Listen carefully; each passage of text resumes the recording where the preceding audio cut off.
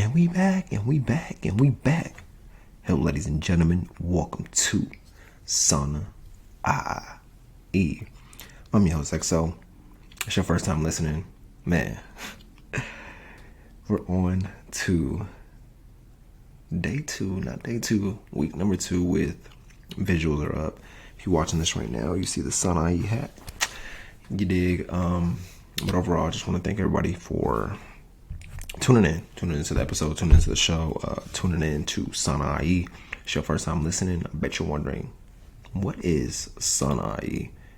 And I'm glad you asked that question, because SAUNAIE is a personal development platform for millennials who are struggling with their brain health as well as their financial health. Here we drop research, we drop tips, we drop statistics, we drop knowledge on really educating the masses about personal development in different ways and forms. And with this episode right here, what you're going to be getting from it is emotional intelligence. And I've been reading lately, this month, I've been reading the book Emotional Intelligence 2.0. Very good book. And I just found some tips that really for you to be aware of when it comes to your emotional intelligence. I know we probably hear it a lot, but what is emotional intelligence? So we're going to get to that in this episode. But first, let me kick off the show with some quotes of the day. And my first quote is, stop replaying it in your mind and start something new. Get out of your head. We all like to live in the past.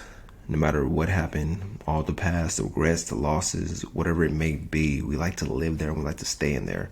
The funny thing about our brains like to fixate on the losses versus the wins. We'll celebrate for a day when it comes to a win, but when it comes to our losses, we'll carry that on as far as whether it's grieving, whether it's a loss of a job or a loss in something that you wanted to win in. We carry that with us and we hold it within us as regret instead of letting that loss go and understanding that it's not a loss, it's a lesson. And some of the stuff that you're replaying in your head today, you just have to let it go and know that, that was something I had to learn in order for me to grow.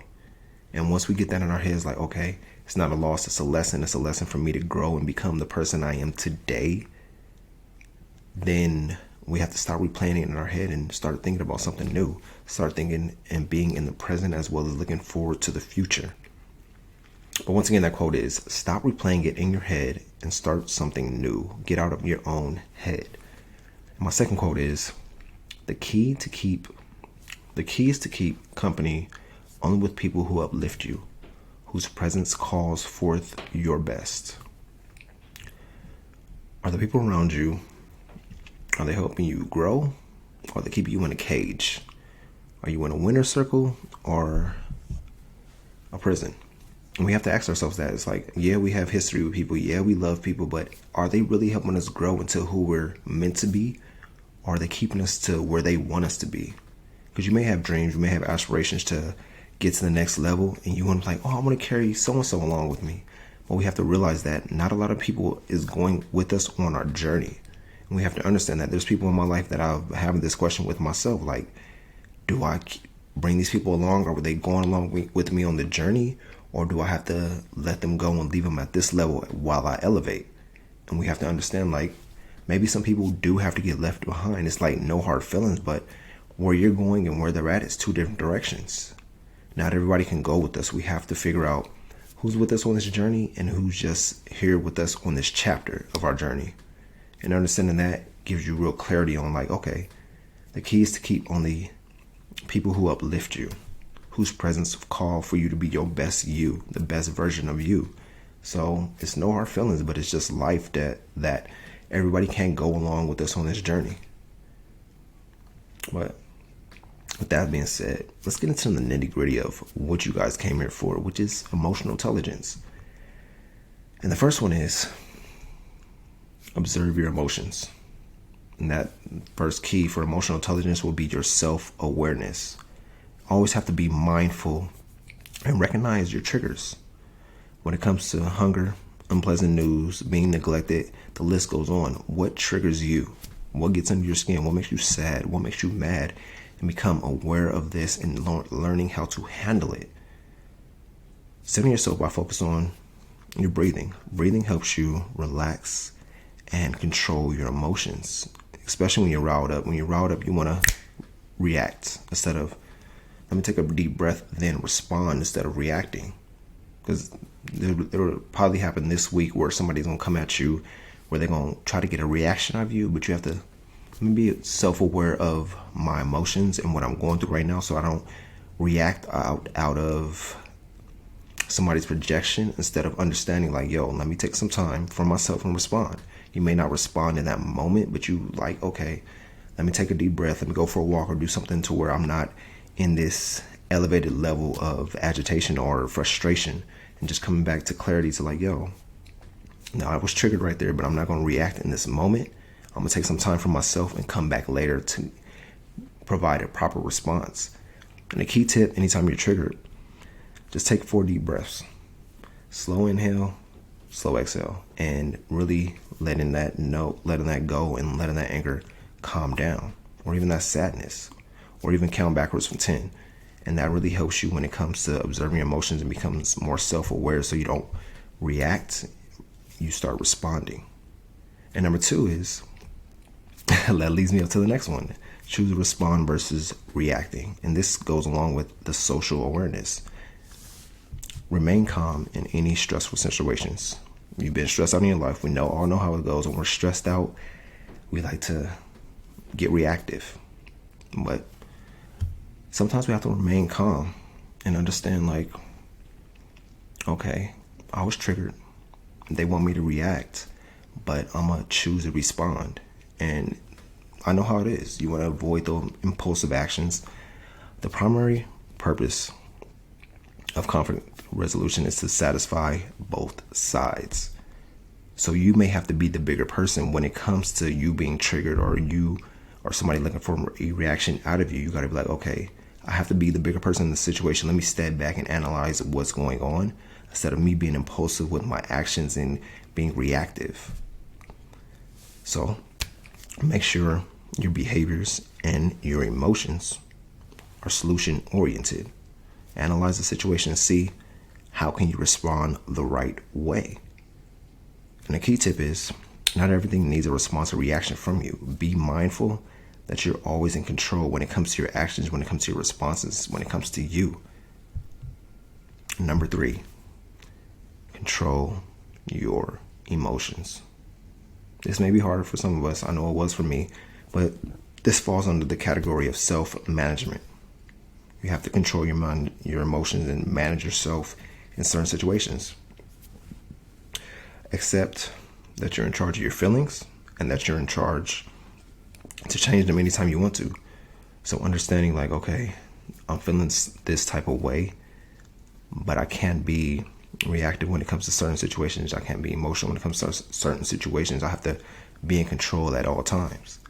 And sometimes you may be where you may lose control, but it's understanding like, I have to learn from my emotional responses or emotional reactions. When you accept this and stop blaming other people, you're one step closer to being emotionally intelligent.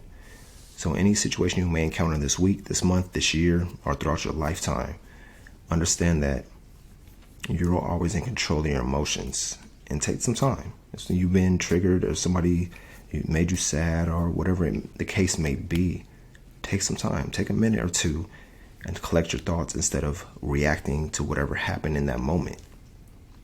Number 4, this falls under self-management. Don't brush off negative comments. Reflect on the darkest hours and the mistakes that led you up to this point. The negative comments. I know we all see negative comments. We get triggered by negative comments, negative emotions, and things like that. But we have to understand that we can't just brush them off. We have to understand, like, why am I affected by what so-and-so said, or what somebody said on the internet, or what somebody said to me that doesn't even know me? And understanding, like, challenge yourself to understand, like, why am I feeling this way from a stranger or from somebody that doesn't even know me? You have to channel your pain and the negative emotions and disappointments in a productive way. How do I grow from this? What do I need to learn from this? And it's like, as humans in society, some of us value public opinion, even if the people don't even know who we are. But we let those comments sit with us and resonate with us, and we don't understand, like, yo, the negative comments are going to happen regardless of what situation you're in. You just have to learn how do you respond to them, given that self-managing within yourself. It'll help you to deal with similar situations better in the future. So if you handle the situation right now, when it arises in the future, you know how to handle it. And number 5, this will be social awareness. Empathize with others. Empathy is emotional strength. It allows you to appreciate others, even if you disagree. I'm always disagreeing with somebody, but it's like understanding, like, I gotta empathize with them because everybody has 2 different views on one scenario, one situation. And we have to understand that not everybody's going to have the same view as us or the same education as us when it comes to certain things in life. We have to understand, like, yo, they're going to have their point of view and I'm going to have my point of view, and you guys come into a conflict resolution instead of thinking everybody has to see it your way. And ask yourself too, do you have empathy for other people when it comes to their ideas, their visions, their dreams? Or do you like, nah, it's my way or the highway? And number 6, this falls under relationship management. Be friendly. Make friends and accept people for who they are. I love this one because I've learned this myself, and anybody that I encounter while I'm out running errands or anything of that nature, I'm always friendly, always giving out compliments and understanding that it's not just about me. It's about other people in this world and seeing what they're going through. Being friendly with anybody that I encounter simply because you never know what's going on in people's heads. Some people may be lonely. Valentine's Day just passed, and I know some days that day hits harder for others than everyone else. So it's always being friendly when you can and just making somebody smile, giving them a compliment, ask them how their day was, see how you can help them or be that bright light in their lives, even if you're in their lives for 30 seconds. And number 7, understand where stress comes from. Knowing where your stress comes from helps you control it when it arises. Do you know what stresses you out? Is it bills? Is it family? Is it your loved one? When stress arises, what do you do to maintain or keep your stress levels low? Something I do, I love, and I always say this, meditate. Even if I'm feeling stressed, I'm like, let me take a 10-minute meditation and just really get control of myself and get back centered instead of letting the stress take over me. You may need to go for a walk, get some sunlight. You may eat a healthy meal, exercise, whatever you do to lower your stress or keep you calm under stressful situations is something you should start doing more of. And understand, where's my stress coming from? Did I not get a good night's sleep? Have I not been eating healthy? Have I not been exercising? Have I not been having enough water in my system, keeping myself hydrated so I don't reach my stress levels? And understanding, where does my stress come from? But that is today's show, ladies and gentlemen. I hope this show helped you out when it comes to your emotional intelligence and being aware of when stress comes about, being more friendly, understanding that you have to empathize with other people. It's not just about you. And learning how to control your emotions when you're under stress, when you're under pressure, when you're mad, when you're sad. Understanding, like, I'm supposed to be feeling this right now, but I'd rather understand why I'm feeling this instead of having a reaction to it. But that being said, hope y'all enjoy your weekend. Be safe, have fun, and I'm gonna leave y'all with this. Enjoy this moment. It's now or never. And we'll be back with SAUNAIE.